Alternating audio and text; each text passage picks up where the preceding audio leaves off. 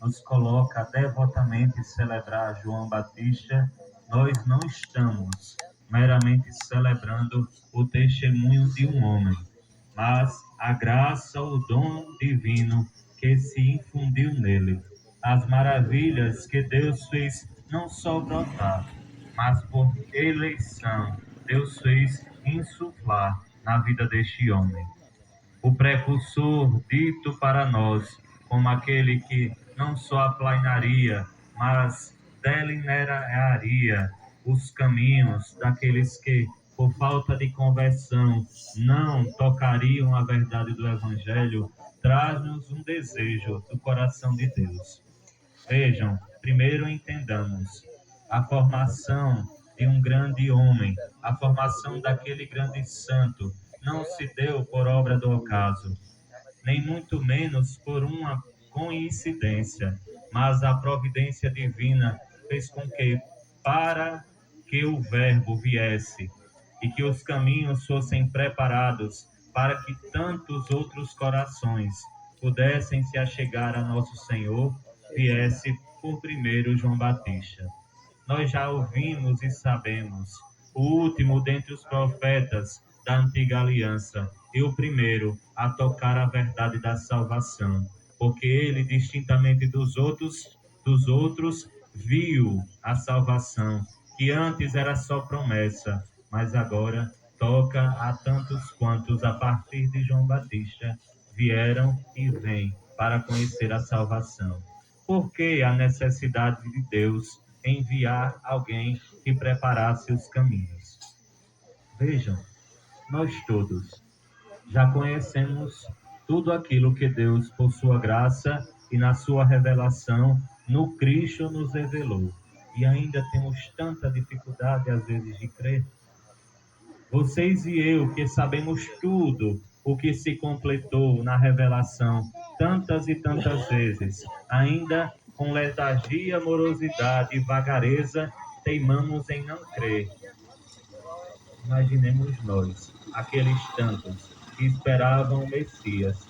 Ali Deus sabia que precisaria, antes de tudo, que viesse alguém para apontar, para dizer de outrem que viria, e que aos poucos pudesse já ir preparando os terrenos dos corações.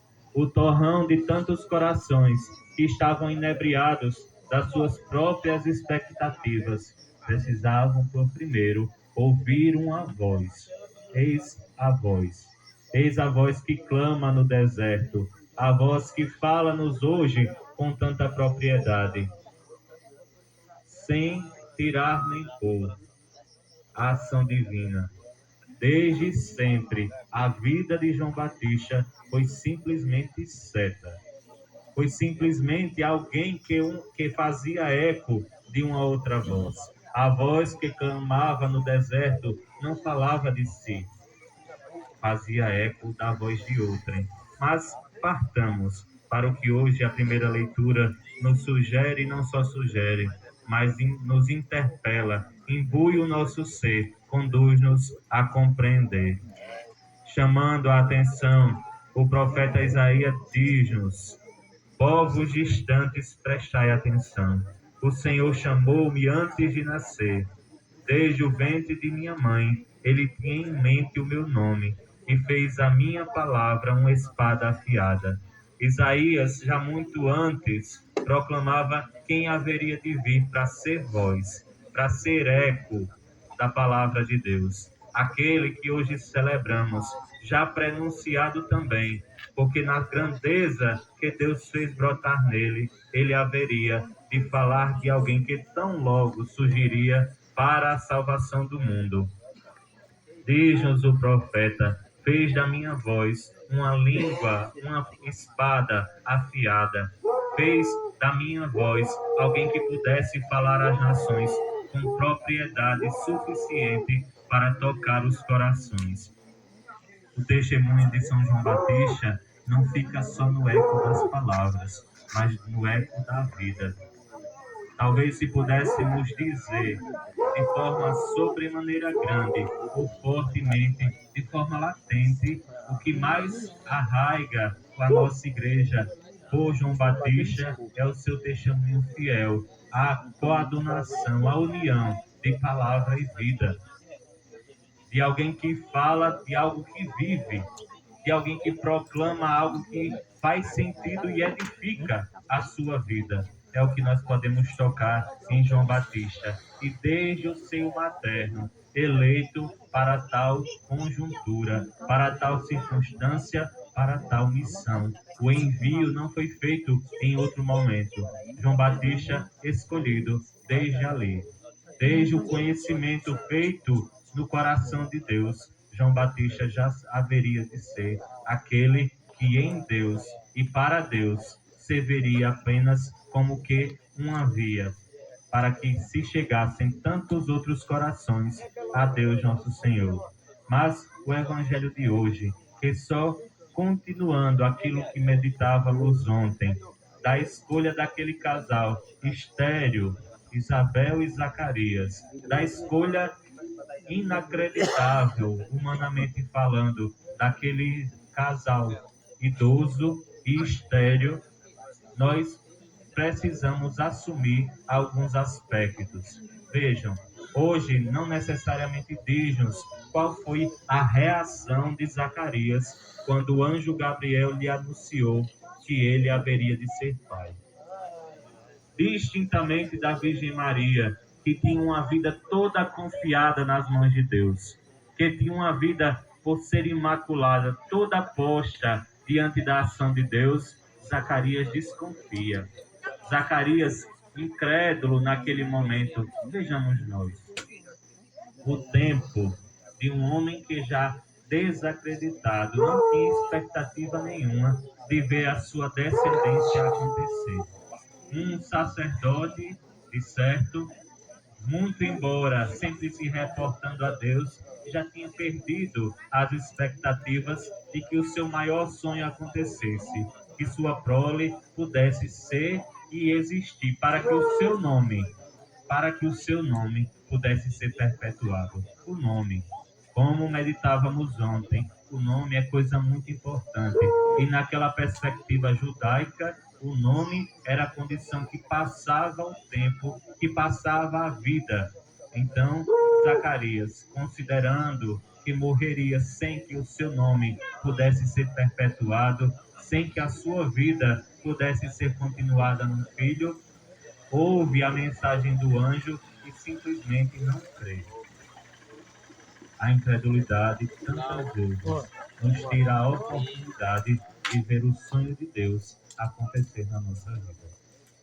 A falta de crença, as tantas vezes que nos tornamos credível a palavra de Deus nas nossas vidas, nos tira a oportunidade de ver acontecer a ação, a promessa divina e a sua realização nos nossos dias. Às vezes, o tempo e as demoras de Deus nos tiram essa possibilidade. Não porque Deus nos dê tempo para perder a esperança, mas nos dá tempo para nós robustecermos ainda mais a expectativa que só brota nele. Zacarias já tinha perdido a esperança. E na dúvida, ele recebe como paga a falta de voz. Vejamos o que a liturgia hoje ressoa com tanta propriedade, a voz. Zacarias perde a voz, perde a capacidade, inclusive de falar, porque não creu, porque não acreditou no que o anjo de Deus, aquele que é enviado por Deus, lhe dissera. O sacerdote sem voz vê a promessa acontecer no seio de sua esposa. Ainda que em idade senil, ainda que idosos, Isabel concebe por ação de Deus. Aí nós podemos agora nos reportar ao que o Evangelho de hoje nos disse. Já sem voz, já sem ter como falar, Zacarias vê o seu filho nascer. E naquela conjuntura toda, muito embora a felicidade que brote, há um perfil muito importante a ser entendido para aquela realidade. O povo judeu, após uma semana do nascimento de um filho, em especial de um filho homem, o primogênito de uma família, haveria de circuncidá-lo. Aí nós entramos em tudo aquilo que nos foi dito.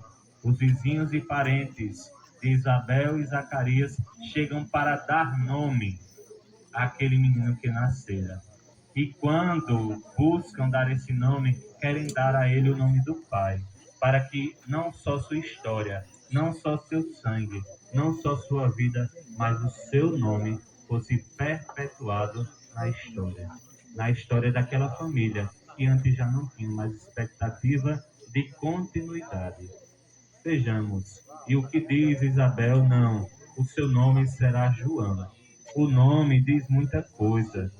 A tradução do nome João quer dizer Deus oferece a graça.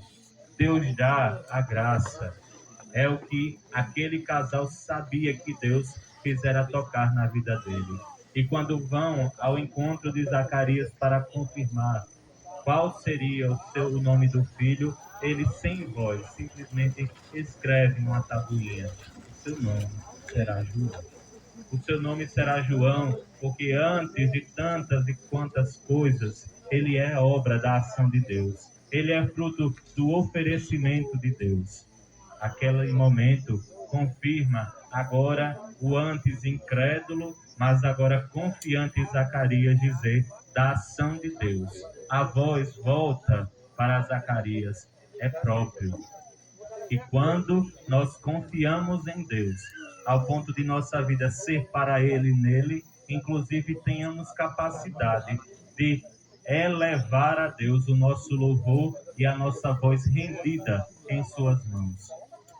O canto que brota do coração, da alma, da voz de Zacarias, depois que ele recobra este sentido, fala-nos profundamente da missão do seu filho. Tu, menino, irás à frente, por ti muitos corações haverão de ser aplainados, para que o Deus único e verdadeiro seja semente e deixe plantar a semente de sua palavra em corações tantos quantos a tua voz puder fazer eco. A voz de João ecoou no tempo de Jesus, ecoou fazendo corações olharem para Jesus, ecoou ao dizer: Eis o Cordeiro de Deus, aquele que tira o pecado do mundo. Aquela voz nunca guardou-se para si, mas fez-se em tudo eco da palavra de Deus. A voz que clamou no deserto, um homem asceta, que naquela circunstância sempre abnegado dos valores e das condições humanas, fez em tudo oblação para que o Senhor pudesse chegar a ele. Há uma divergência no que João proclamava no que se refere. Ele esperava um Messias que viesse por meio da verdade e da força a converter a tantos. Talvez a única condição de dúvida que pairou em João foi quando ele já na prisão soube que aquele a quem ele preparava os caminhos era misericórdia e amor, era a transformação pacífica pela paz que veio fecundar no mundo. João morre por essa verdade. João dissipa as trevas de muitos corações, sem temor e fielmente, por esta palavra que dá a vida. Ele que não era a luz, mas em tanto quanto viveu, pôde alumiar aqueles que se achegavam a ele. O João, que é oferecimento da graça de Deus, passou a ser chamado o Batista, o batizador, porque oferecia um batismo de conversão, um chamamento para mudar a vida. Inclusive, recebeu a graça de batizar o próprio Deus, de fazer nas águas santificadas pela presença de Deus a grande teofania, a grande manifestação de Deus por meio do batismo que ali ocorrera. Tudo isso para nos dizer da grandeza que Deus fez naquele homem, da grandeza que Deus fez brotar no coração e na vida daquele homem. Não é por acaso que tantos séculos depois estamos nós aqui a louvar a ação de Deus na vida de João Batista, a engrandecer o nome de Deus por meio de testemunho tão fiel. Que isso seja para nós sedimento, alimento, nutrição na fé. Quando nós tantas vezes andamos dispersos, tantas vezes fadados a um cansaço no caminho do seguimento do Senhor. Deus nos chama, através de exemplos tão abnegados, tão fortes no segmento dele, a dizermos também da nossa fé, a sermos aqueles que ainda hoje vivem por causa desta verdade, proclamam esta verdade e sabem que, independente de qualquer coisa que venha contra nós por causa dessa verdade, vale a pena tudo perder para segui-la. Denunciar a verdade de um rei que simplesmente vivia com uma concubina, aquela que era esposa do seu irmão, foi o preço da verdade para a morte ou para a vida de João Batista. Quantas verdades nós seremos capazes de defender nessa vida por causa do nome de nosso Senhor? Nem sempre é uma verdade que nos fará perder a cabeça, mas nem sempre também nós estamos dispostos a defendê-la por causa de nosso Senhor.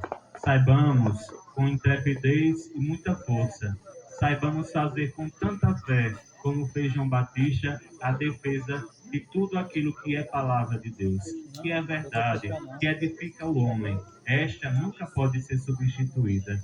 Esta nunca pode ser para nós escondida ou feita à vista grossa, mas a verdade fala em nós e deve sempre falar, porque vinda do coração de Deus, se não seguida, se não proclamada, vai fazer com que, se não sair eco de nossa voz, até as pedras clamem, até as pedras falem.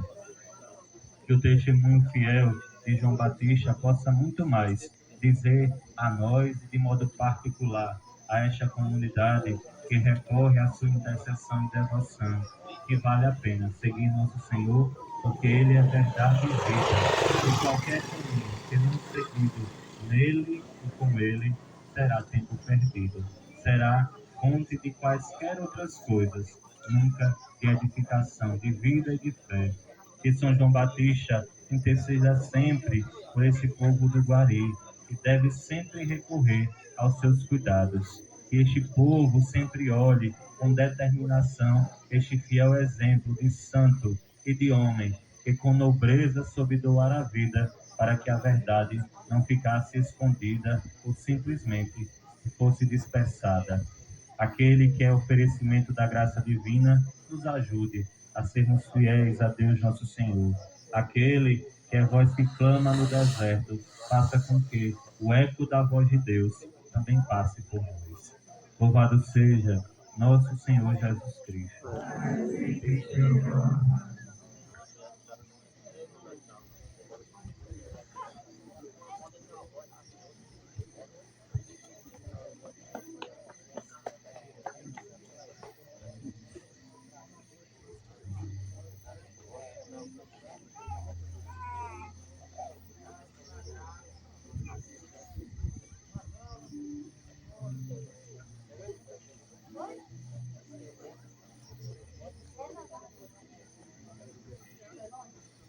Para a edificação do corpo de Cristo, proclamemos e professemos a nossa fé com todo o ímpeto do nosso coração.